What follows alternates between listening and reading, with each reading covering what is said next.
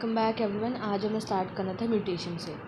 Mutation is a phenomena which result in alteration of DNA sequence. तो mutation क्या है? एक फिनोमेना है जिससे हमारे डीएनए के सीक्वेंस में क्या जाते हैं, ऑल्ट्रेशंस हो जाते हैं, चेंजेस हो जाते हैं and consequently result in changes in the genotype and the phenotype. जो ऑल्ट्रेशंस होते हैं उनकी वजह से क्या होता है, जीनोटाइप में और फिनोटाइप में चेंजेस आ जाते हैं ऑर्गेनिज्म के। In addition to recombination, mutation एक दूसरा फिनोमेना है जिसकी वजह से वेरिएशन आती है डीएनए में। मतलब रिकॉम्बिनेशन से तो वेरिएशन आती ही आती है और साथ में म्यूटेशन की वजह से भी वेरिएशन आता है डीएनए में। आज you will learn in chapter 5 one DNA helix run continuously. हम चैप्टर 5 में हम पढ़ के ही आए हैं कि वहाँ पे जो डीएनए होता है कैसे रन करता है। वन एंड टू दूसरे एंड जाता है क्रोमैटिड्स में, एक हाईली सुपरकॉइल्ड फॉर्म में होता है। वहाँ पे क्या होता है, देयरफॉर लॉस और डिलीशन और gain insertion of a segment of DNA result in alteration chromosome since genes are known to be located in chromosome. Alteration in chromosome result in abnormalities और aberration. अब ये कह रहे हैं कि डीएनए हमारे क्रोमैटिड होता है, क्रोमैटिड से क्रोमोसोम बनता है। तो ऐसे ही पूरा क्या होता है, सुपरकॉइल फॉर्म में प्रेजेंट होता है। अगर डिलीशन हो जाए या इंसर्शन हो जाए क्रोमोसोम के सेगमेंट का, तो उससे क्या होगा, या डीएनए की सेगमेंट का, तो बेसिकली अल्टीमेटली इफेक्ट हमारे उस पर आने वाला है, क्योंकि हमारे जीन कहाँ प्रेजेंट होता है, क्रोमोसोम पे। इसीलिए अगर किसी भी डीएनए के सेगमेंट में कोई डिलीशन हो जाए, एडिशन हो जाए, तो ऑल्ट्रेशन हो जाएगा क्रोमोसोम्स में। क्रोमोसोम्स में होगा तो जीन्स भी वहीं रहते हैं, इसलिए उनमें भी क्या होता है, ऑल्ट्रेशन और डिलीशन सारी चीज़ें हो जाती हैं। तो alteration in chromosome result in abnormality और एब्रिएशन। अगर क्रोमोसोम में ऑल्ट्रेशन होता है तो एबनॉर्मलिटी आती है और एब्रिएशंस आती हैं। क्रोमोसोमल एब्रिएशंस नॉर्मल कॉमनली किस में ऑब्जर्व की जाती हैं, कैंसर सेल्स में की जाती हैं। In addition to the above, जो म्यूटेशन है वो कहाँ अराइज होती है, कैसे अराइज होती है, किस वजह से आती है। तो अगर एक सिंगल बेस पेयर में भी चेंज आया, जैसे हमने सिकल सेल एनीमिया पढ़ा था, वहाँ एक सिंगल बेस में चेंज आता है। तो वही अगर एक सिंगल बेस पेयर में भी चेंज आ जाए डीएनए की, तो उसे कहा जाता है पॉइंट म्यूटेशन। क्लासिकल एग्जाम्पल है पॉइंट म्यूटेशन का वही सिकल सेल एनीमिया। वहाँ deletion and insertion of a base pair of DNA causes frame shift mutation. अगर वहाँ पे बेस पेयर का डिलीशन या इंसर्शन हो जाए तो उससे क्या होती है, फ्रेम शिफ्ट म्यूटेशन होती है। और सिंगल बेस में होती है तो उसको कहा जाता है point mutation.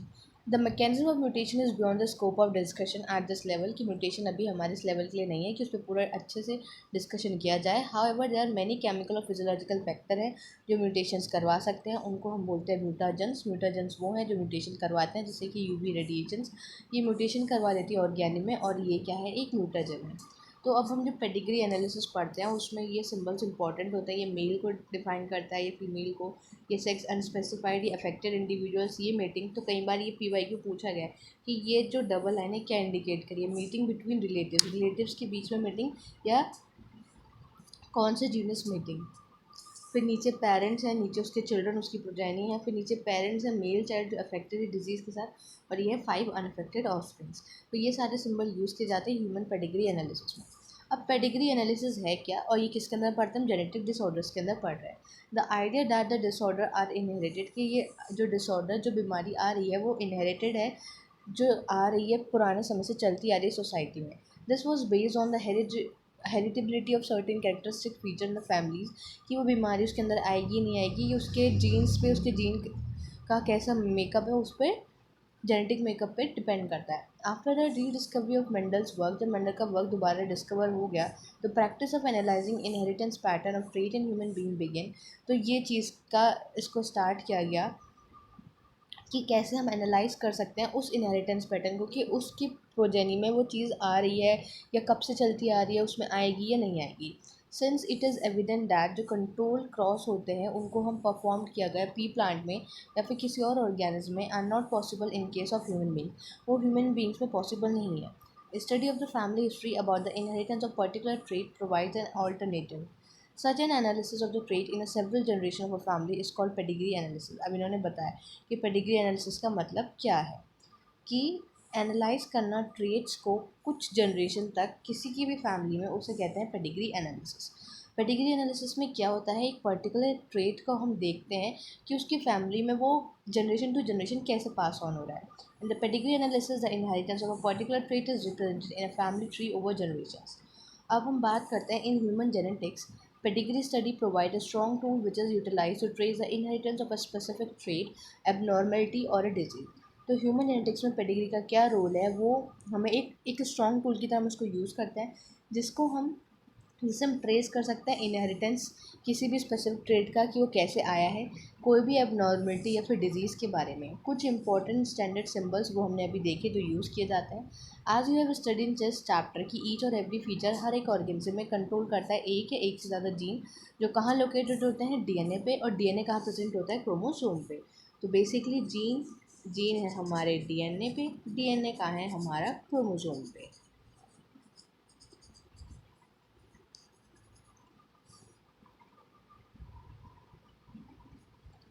DNA is a carrier of the genetic information. DNA क्या है, जेनेटिक इन्फॉर्मेशन को कैरी करने वाला। It is transmitted from one generation to other without any change और अल्ट्रेशन। ये एक जनरेशन से दूसरे जनरेशन में जाता है बिना किसी चेंजेस के। हाउएवर चेंजेस और alteration to take place occasionally. कई बार क्या होता है, जो चेंजेस ऑल्ट्रेशन होते हैं ओकेजनली हो भी जाते हैं। ऐसे ऑल्ट्रेशन और चेंजेस को जो कि हमारे जेनेटिक मटीरियल में हो रहे हैं उनको क्या कहा जाता है, म्यूटेशन कहा जाता है। Number of disorder human being में पाए गए, देखे गए, जो क्या है, इनहेरिटेंस, हमारे ऑल्ट्रेशन होने की वजह से, हमारे डीएनए के स्ट्रक्चर में, हमारे जीन में, हमारे क्रोमोसोम में ऑल्ट्रेशन होने की वजह से वो डिजीज़ेज़, वो inheritance progeny to progeny transfer होती जा रही है। तो उसी पे आई है हमारे ये मेंडेलियन डिसऑर्डर्स। अब दो टाइप के डिसऑर्डर्स होते हैं, Mendelian disorders and chromosomal disorders. तो मेंडेलियन डिसऑर्डर्स क्या है? Broadly genetic disorder may be group into two categories. Genetic disorders को दो कैटेगरीज में रखा जाता है, मेंडेलियन डिसऑर्डर और क्रोमोसोमल डिसऑर्डर्स। जो मेंडेलियन डिसऑर्डर है मेनली डिटरमाइन होते हैं ऑल्ट्रेशन और म्यूटेशन की वजह से सिंगल जीन में। किसमें? सिंगल जीन में।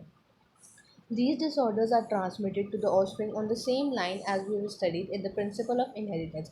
और ये ऐसे ही ट्रांसफ़र होते हैं जैसे हमने प्रिंसिपल्स देखे हैं इनहेरिटेंस की, कैसे जीन ट्रांसफ़र होते हैं अपने पेरेंट्स से आगे उसकी प्रोजेनी में। The pattern of inheritance of such Mendelian disorder can be traced in a family by the pedigree analysis। और इस चीज़ को हम कैसे ट्रेस कर सकते हैं, देख सकते हैं वहाँ पे पेडिग्री एनालिसिस करके। मोस्ट कॉमन और प्रिवेलेंट मेंडेलियन डिसऑर्डर्स हैं, अभी इंपॉर्टेंट है, यहाँ से पीवाई को पूछा गया है कि जो कॉमन प्रिवेलेंट मेंडेलियन डिसऑर्डर कौन कौन से हैं। Haemophilia, cystic fibrosis, sickle cell anaemia, colour blindness and phenylketonuria, thalassaemia etcetera. अब ये सब हमें याद रह जाते हैं क्योंकि हम पढ़ते हैं, लेकिन सिस्टिक फाइब्रोसिस भी याद रखने की, ये भी मेंडेलियन डिसऑर्डर है।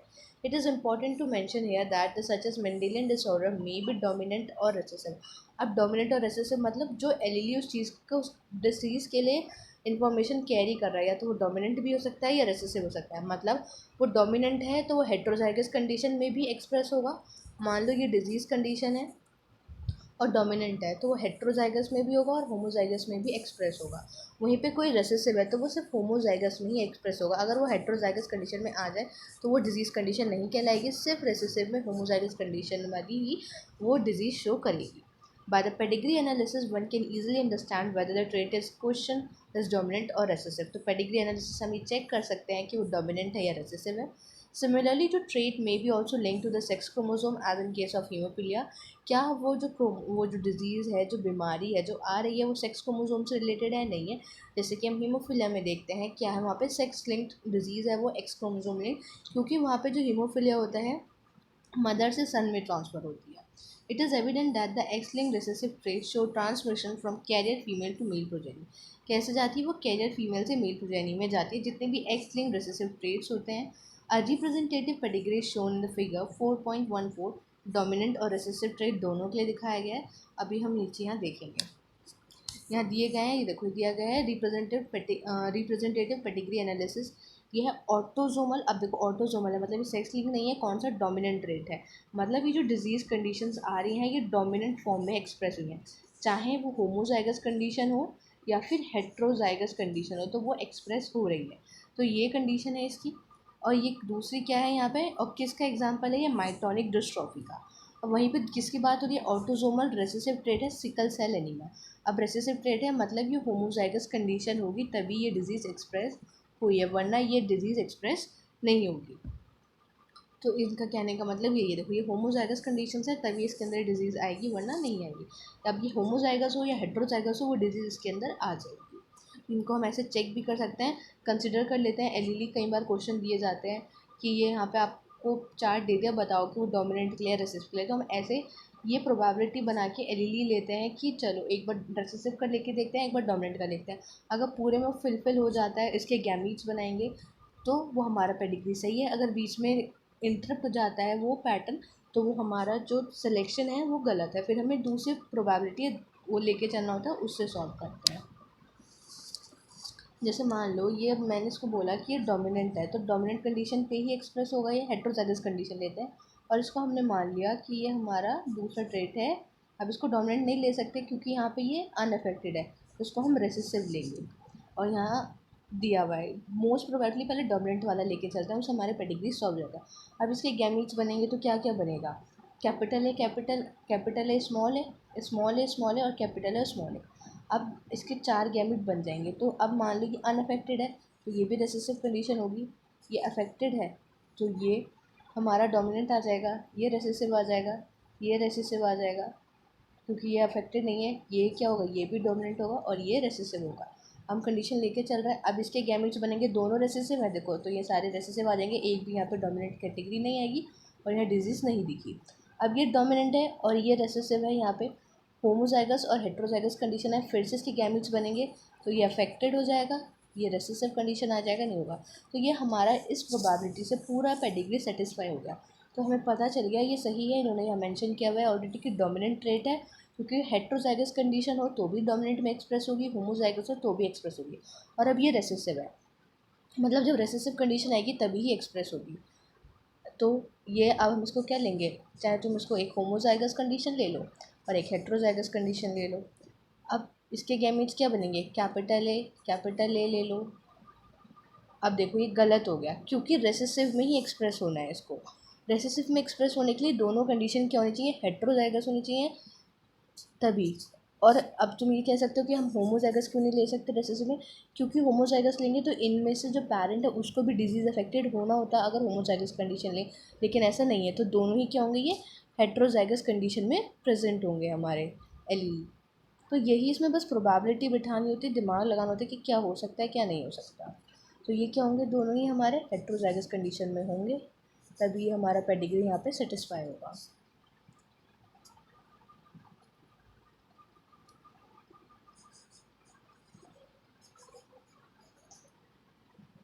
इसको ले लिया हमने।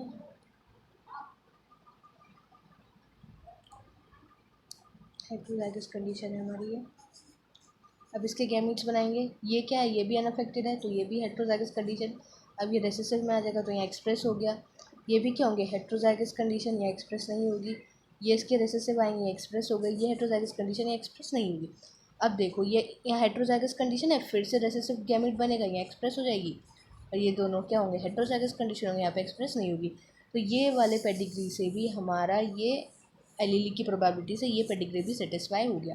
तो ऐसे जो भी क्वेश्चन आते हैं हमें प्रोबेबिलिटी बैठानी होती है, देखना होता है कि कौन सा एलीली रख के हमारा पेडिग्री सॉल्व हो जाएगा और वहाँ से हमारे आंसर्स निकल जाते हैं। तो हमें ये एग्जांपल याद रखने हैं, PYQ में पूछा गया है कि इसका माइटोनिक डिस्ट्रॉफी, ऑटोसोमल डोमिनेंट या autosomal recessive, sickle cell anaemia का। अब हम चलते हैं जो डिसऑर्डर्स पढ़ने हमें, दैट इज़ मेंडेलियन डिसऑर्डर। पहला है हमारा कलर ब्लाइंडनेस। ये क्या है, सेक्स लिंक्ड रिसेसिव डिसऑर्डर है, मतलब इसका जो डिजीज़ कंडीशन होगी कौन कैरी करेगा इसको, एक्स क्रोमोसोम कैरी करेगा। आई ब्लाइंडनेस, कलर ब्लाइंडनेस के लिए ये इसको कैरी करने वाला है। और तो ये हम बोल सकते हैं फीमेल कैरियर है और ये अनअफेक्टेड हमारा मेल है। Due to defect in the either red or green cone of the eye resulting in failure to discriminate between the red and the green color। और ये क्यों होती है, क्योंकि रेड और ग्रीन जो कोन्स होते हैं हमारी बॉडी में उसके क्या हो जाता है, उसमें डिफेक्ट आ जाता है, हम डिस्क्रिमिनेट नहीं कर पाते हैं कि कौन सा रेड कलर है कौन सा ग्रीन कलर है। This defect is due to mutation in certain genes present in X chromosome. और ये क्यों हो जाता है, क्योंकि म्यूटेशन हो जाती है जीन में जो कहाँ प्रेजेंट है, हमारे एक्स क्रोमोसोम पे प्रेजेंट है। It occurs in about 8% of male, 8% males में होती है और ओनली 0.4% चांसेस है कि फीमेल्स में हो। क्यों, क्योंकि ये जो जीन है वो लीड करता है रेड और ग्रीन कलर ब्लाइंडनेस के लिए, वो कहाँ प्रेजेंट होता है, एक्स क्रोमोसोम पे। Males have only 1 X chromosome and the female have 2। Male के पास क्या है, एक्स क्रोमोसोम है एक, और फीमेल के पास क्या है, 2। जो सन है वुमेन का, मतलब जो कैरियर है इस चीज़ की, the son of a woman who carries the gene has a 50% chance of being colour blind. मतलब जो ये फीमेल कैरियर है, जो इसका बेटा होगा उसके पास प्रोबेबिलिटी है 50% चांसेस हैं कि जो उसका बेटा होगा वो क्या निकले, कलर ब्लाइंड निकले। The mother is the not her self colour blind, वो कलर ब्लाइंड नहीं है क्योंकि जो जीन है वो रेसेसिव है। तो रेसेसिव जीन के लिए क्या होनी चाहिए, होमोजाइगस कंडीशन होनी चाहिए, तब वो एक्सप्रेस करेगा यहाँ पे. That means that its effect is suppressed bye her matching dominant normal gene. इसको कौन एक्सप्रेस कर रहा है, ये नॉर्मल डोमिनेंट एक्स वाले जीन इसके इफेक्ट को क्या कर दे रहा है, सप्रेस कर दे रहा है. A daughter will not normally be colour blind. जो डॉटर होगी वो कलर ब्लाइंड नहीं होगी unless her mother carrier and her father is a colour blind. अब ये कह रहा है जो उसकी डॉटर होगी कलर ब्लाइंड तभी होगी जब उसकी मदर जो कैरियर है और उसके फादर क्या है, कलर ब्लाइंड है. तो ये क्या है, ये हमारी फीमेल है, कैरियर फीमेल, और ये अफेक्टेड मेल है. अब जब इनके गैमीट्स बनेंगे तो क्या चांसेस है, इसके गैमीट बनेंगे, क्या बनेगा, एक बनेगा फीमेल का एक्स सी और एक्स, मेल का बनेगा एक्स सी एंड वाई. ये है मेल, ये है फीमेल. अब जब इसके क्या बनेंगे, फर्टिलाइजेशन होगा, तो क्या प्रोबेबिलिटी है, जब ये इसके साथ क्रॉस होगा एक्स सी और एक्स सी, तब ये फीमेल आएगी कलर ब्लाइंड फीमेल. अदरवाइज ये प्रोबेबिलिटी है ही नहीं कि फीमेल कलर ब्लाइंड निकल जाए. अब ये जो बनेगा ये फिर से ये वाली कैरियर बन जाएगी. इसके साथ जब होगा ये जाएंगे एक्स वाई, ये नॉर्मल मेल बन जाएगा, और ये जो जाएगा ये फिर से कैरियर बन जाएगी. तो कैरियर और कैरियर की प्रोबेबिलिटी, और जब मतलब उसकी मदर कैरियर है और उसके पेरेंट ऑलरेडी कलर ब्लाइंड है, तो वहाँ प्रोबेबिलिटी है कि जो गर्ल चाइल्ड होगी वो कलर ब्लाइंड निकले. अदरवाइज हमेशा जो गर्ल चाइल्ड होगी वो कैरियर होगी. अब हम बात करते हैं हीमोफीलिया की. हीमोफीलिया भी क्या है, सेक्स लिंक्ड रिसेसिव डिजीज़ है जो दिखाती है ट्रांसमिशन फ्रॉम अनअफेक्टेड कैरियर. वही सेक्स लिंक है, फिर से अनअफेक्टेड कैरियर फीमेल से उसकी मेल प्रोजेनी में ट्रांसफ़र होगी. दिस डिजीज़ क्या होता है, जो एक सिंगल प्रोटीन है that is a part of a cascade protein involve in the clotting of blood. कहाँ इन्वॉल्व होता है, वो ब्लड क्लॉटिंग में इन्वॉल्व होता है. ठीक है. Due to this in affected individual, अब जिसको ये बीमारी है उसमें क्या होगा, अगर सिंपल कट भी हो रहा है तो वो वहाँ पे ब्लीडिंग रुकेगी नहीं. क्यों नहीं रुकेगी, क्योंकि वहाँ पे जो फैक्टर एब्सेंट है जो हमें क्लॉटिंग के लिए चाहिए. जो हेट्रोजाइगस फीमेल कैरियर होगी वही फिर से हेट्रोजाइगस फीमेल कैरियर, क्योंकि उसके पास क्या है, ये कैरियर है और रिसेसिव है, तो डोमिनेंट वाला इसके इफेक्ट को सप्रेस कर देगा. और हीमोफीलिया में transmit the disease to sons. किसको ट्रांसफ़र करेगी, अपने सन्स को ही ट्रांसफ़र करेगी. The possibility of a female becoming a haemophilia is extremely rare. वही कलर ब्लाइंडनेस की जैसे केस हो गया, यहाँ पर भी प्रोबेबिलिटी बहुत कम है कि फीमेल कलर ब्लाइंड निकल जाए, क्योंकि because mother of such female has to be at least carrier and the father should be haemophilic. इसके लिए क्या होना चाहिए कि फादर हीमोफिलिक हो और मदर कैरियर हो. और जो ऐसे मेल्स होते हैं जो हीमोफिलिक होते हैं वो लेटर स्टेजेस अपनी लाइफ तक रह ही नहीं पाते हैं, जी नहीं पाते हैं उतना. द फैमिली पेडिग्री देखी गई क्यून विक्टोरिया की, तो उन्होंने देखा है नंबर ऑफ हीमोफिलिक डिसेंडेंट्स उनकी में, क्योंकि वो क्या थी, कैरियर थी इस डिजीज़. अब नेक्स्ट डिजीज़ हम चलते हैं सिकल सेल एनीमिया पे. ये क्या है, ऑटोजोम है. ये दोनों हमने पढ़ी कौन कौन सी, कलर ब्लाइंडनेस एंड हीमोफीलिया. ये क्या थी, सेक्स लिंक्ड रिसेसिव डिजीज थी. अब हम पढ़ने जा रहे हैं sickle cell anaemia. Sickle cell anaemia एक ऑटोजोमल है, लिंक्ड है, और लेकिन क्या है, रेसेसिव ट्रेट है जो ट्रांसमिट होती है पेरेंट से उसके ऑफस्प्रिंग में, जब दोनों ही पार्टनर क्या हो, कैरियर हो जीन के लिए, और heterozygous condition. The disease is controlled by the single pair of allele. कौन करता है इस चीज़ को control, HPA and HBS. Out of the 3 possible genotype only जो होमोजाइगस इंडिविजुअल होगा HBS वाला, वही डिजीज़ फिनोटाइप दिखाएगा. अब फिर से क्यों दिखाएगा, क्योंकि रेसेसिव है, रेसेसिव होमोजाइगस में एक्सप्रेस होगा, शोज अ डिजीज़ फिनोटाइप. और जो हेट्रोजाइगस होगा HBS इंडिविजुअल, वो क्या होगा, अपरेंटली अनअफेक्टेड रहेगा, लेकिन वो क्या होगा, कैरियर होगा उस डिजीज़ का. As there is a 50% probability होगी कि वो ट्रांसमिशन कर दे म्यूटेंट जीन का अपनी आगे वाली प्रोजेनी में. दस एग्जिबिटिंग सिकल सेल ट्रेट, जो भी पीछे देखा था फिगर 4.15, जो डिफेक्ट था वो कॉज बाय होता है सिर्फ ग्लूटामिक. किसकी वजह से होता है, अभी हम आगे देखेंगे कि वहाँ पे सब्सटीट्यूशन हो जाता है ग्लूटामिक एसिड का. किसका सब्सटीट्यूशन होता है, ग्लूटामिक एसिड का सब्सटीट्यूशन हो जाता है 6th पोजीशन पे. ये है ना, देखो दिए कि micrograph of the red blood cell and the amino acid composition of the relevant portion of the beta chain of haemoglobin. तो हीमोग्लोबिन की कौन सी chain, beta chain, from a normal individual, और ये है अफेक्टेड वाला. तो ये क्या है, 6th पोजीशन पे क्या होता है, यहाँ पे ग्लूटामिक एसिड, यहाँ पे सब्सटीट्यूशन हो जाता है ग्लूटामिक की जगह यहाँ पे क्या आ जाता है, वेलाइन आ जाता है. तो ये है नॉर्मल ग्लोबिन और ये है सिकल सेल एनीमिया वाला ग्लोबिन. तो सब्सटीट्यूशन होता है ग्लूटामिक एसिड ग्लू का by valine at the 6th position of the beta globin chain of the haemoglobin molecule. जो सब्सटीट्यूशन है अमीनो एसिड का ग्लोबिन प्रोटीन में, उसके उससे क्या होता है, सिंगल बेस सब्सटीट्यूशन हो जाता है 6 कोडोन पे और द बीटा ग्लोबिन चेन पे 6 पोजीशन पे वो सब्स्टिट्यूशन हो रहा है। GAG से क्या आ जा रहा है, GUG आ जा रहा है। जो म्यूटेशन है हीमोग्लोबिन मॉलिक्यूल का वो किस में जाता है, पॉलीमराइजेशन में जाता है, लो ऑक्सीजन टेंशन में, और वहाँ से उसकी वजह से क्या होता है, आरबीसी की शेप चेंज हो जाती है, बाइकनकेव से सिकल शेप जैसी बन जाती है। ये हमारा बाइकनकेव जैसी शेप होती है और कैसा बन जाता है, सिकल शेप जैसा बन जाता है हमारा आरबीसी। ऊपर यहाँ पे दिखाया भी गया है पिक्चर में, देखो यहाँ बाइकनकेव है और यहाँ पे कैसे हो जाता है, सिकल शेप हो जाता है। क्यों हो जाता है, क्योंकि जब पॉलीमराइजेशन होता है तो लो ऑक्सीजन होता है, लो ऑक्सीजन वहाँ पे होता है, जिसकी वजह से उसकी शेप में चेंजेस आ जाते हैं। ये पूछ सकते हैं कि लो ऑक्सीजन टेंशन की वजह से वहाँ पे उसकी शेप में चेंज आ जाता है आरबीसी। अब हम पढ़ते हैं फिनाइल कीटोनूरिया। ये क्या है, एक इनबॉर्न एरर है, मतलब जब आप पैदा हुए उसी के साथ। Of metabolism is also inherited as a autosomal recessive trait. ये भी ऑटोजोमल रेसेसिव ट्रेट है। यहाँ पे जो अफेक्टेड इंडिविजुअल है उसके पास कौन सा एंजाइम नहीं होता, फिनाइलएलानीन, ठीक है। Convert the amino acid phenylalanine into tyrosine.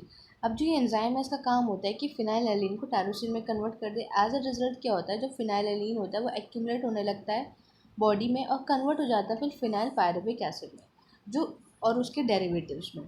तो क्या हुआ, फिनाइल कीटोनूरिया में उस एंजाइम की कमी है जो फिनाइल एलीन अमीनो एसिड जो है हमारा फिनाइल एलानीन को कन्वर्ट करता है टायरोसिन में, जिसकी वजह से क्या होता है, फिनाइल एलानीन एक्यूमुलेट होने लगता है, फिर कन्वर्ट हो जाता है वो फिनाइल पायरुविक एसिड और उसके डेरिवेटिव्स में। इसकी वजह से एक्यूमुलेशन होने से ब्रेन में क्या होने लगता है, मेंटल रिटार्डेशन। इसका एग्जाम्पल अभी हमने पीछे भी देखा था, किसमें देखा था, प्लियोट्रॉपी में, प्लियोट्रॉपी में देखा था।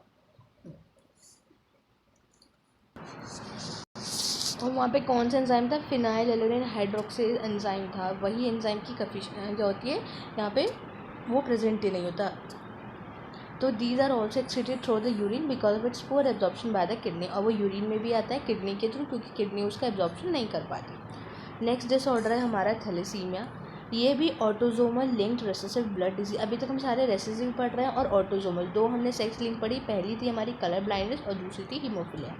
थैलेसीमिया भी एक autosome link recessive blood disease है जो ट्रांसमिट होती है पेरेंट्स से उसके ऑफस्प्रिंग में, जब दोनों ही पार्टनर क्या होंगे, अनअफेक्टेड कैरियर होंगे जीन के लिए, मतलब हेट्रोजाइगस कंडीशन होगी। मतलब मान लो ये थैलेसीमिया के लिए ये जीन है, ये कैरी कर रहा है, हीमोग्लोबिन की चेन है, ये इसके लिए कैरियर है,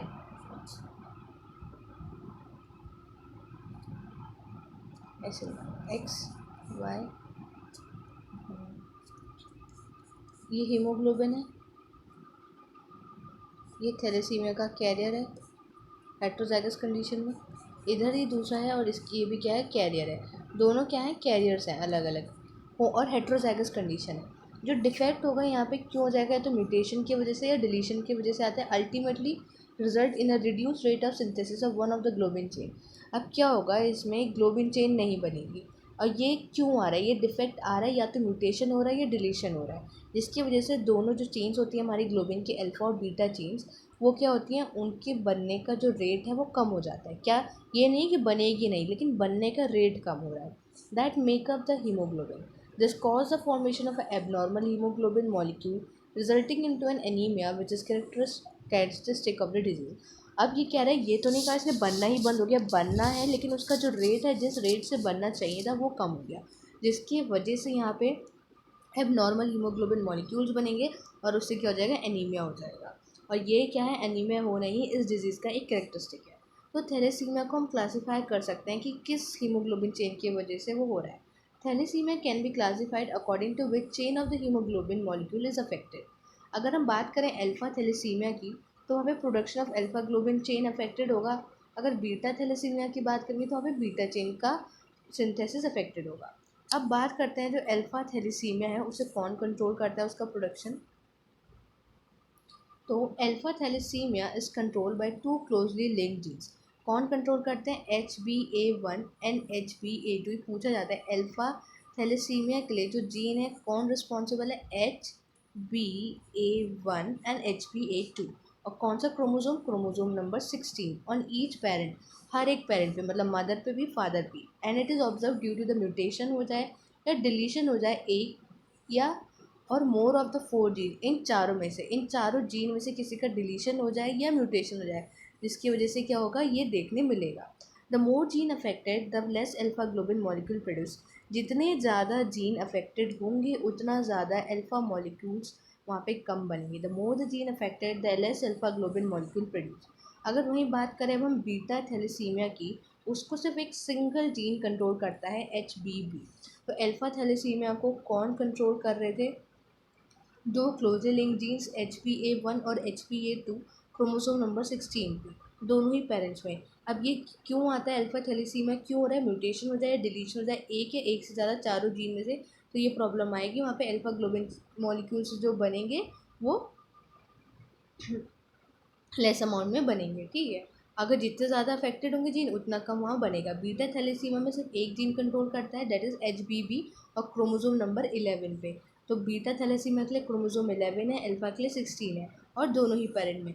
अगर ये भी क्यों होता है, म्यूटेशन हो जाए एक का या दोनों जीन्स का। अब थैलेसीमिया एक सिकल सेल एनीमिया से क्यों अलग है, दोनों ही तो क्या है, ब्लड रिलेटेड डिसऑर्डर्स ही हैं, लेकिन कैसे अलग है। Thalassaemia differ from the sickle cell anaemia is that, जो फॉर्मर है, मतलब थैलेसीमिया जो है वो क्या है, क्वांटिटेटिव प्रॉब्लम है। वहाँ पे बन तो रहा है हीमोग्लोबिन, लेकिन क्या है, उसकी क्वांटिटी में प्रॉब्लम आ रही है, क्योंकि उसका रेट रिड्यूस हो रहा है। Quantity problem synthesising too few globin molecule, while latter, मतलब सिकल सेल एनीमिया क्या है, क्वालिटेटिव, वहाँ पे उसकी क्वालिटी में डिफ्रेंशिएशन है, क्योंकि वहाँ पे ग्लूटामिक का सब्स्टिट्यूशन हो रहा है वेलाइन से 6th पोजीशन पे बीटा चेन पे, इसलिए वहाँ पे उसकी क्वालिटी ऑल्टर हुई है, और थैलेसीमिया में उसकी क्वांटिटी हुई है। इसलिए थैलेसीमिया को हम क्वांटिटेटिव डिसऑर्डर भी कहते हैं, और सिकल सेल एनीमिया को क्वालिटेटिव डिसऑर्डर भी कहा जाता है।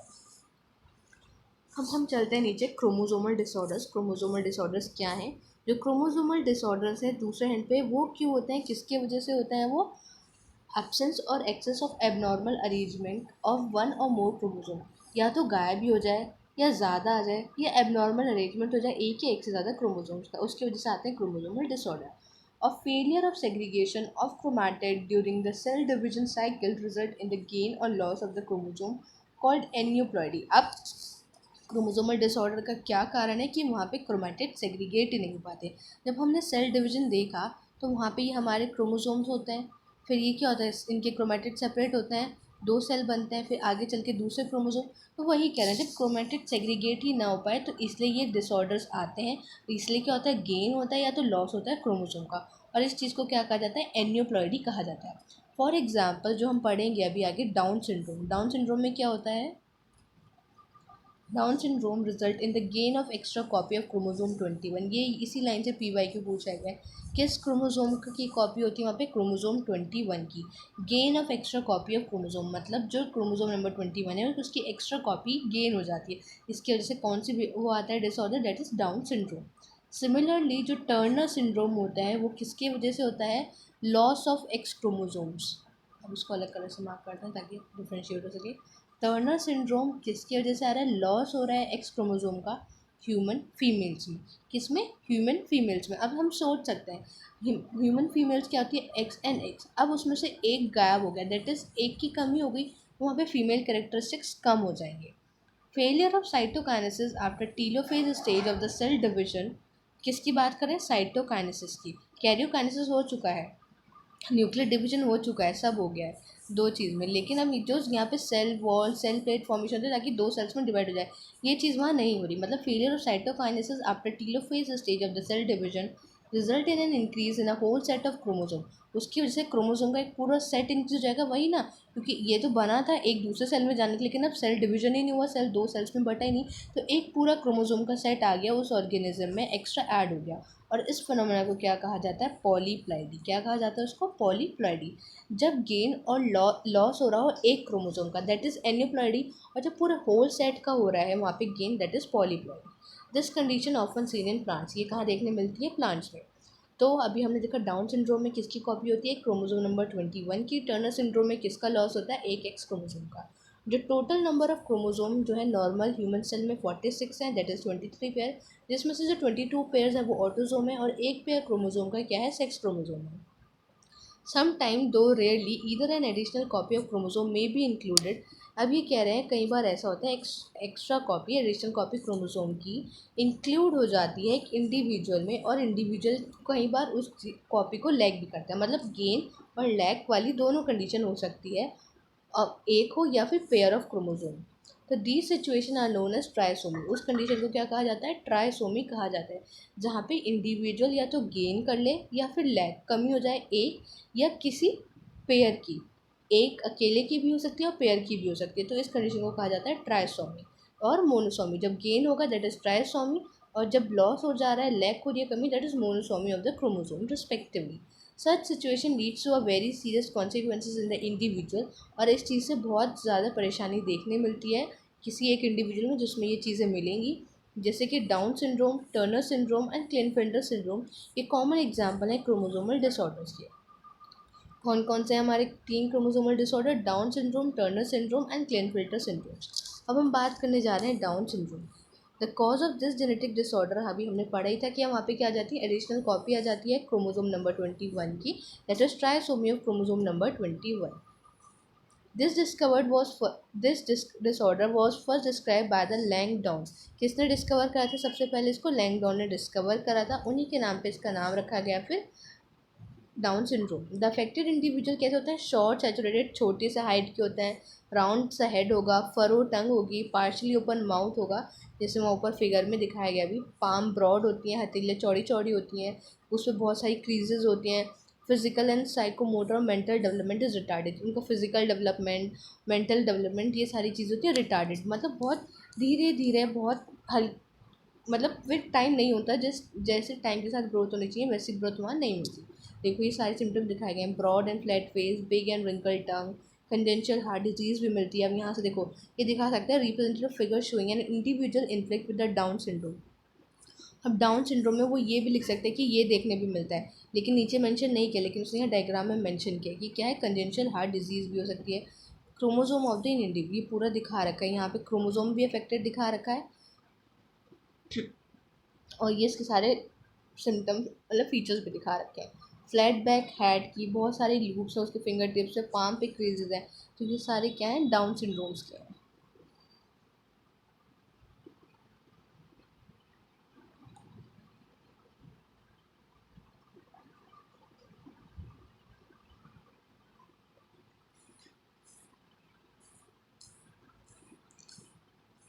अब हम चलते हैं क्लिनफिल्टर सिंड्रोम।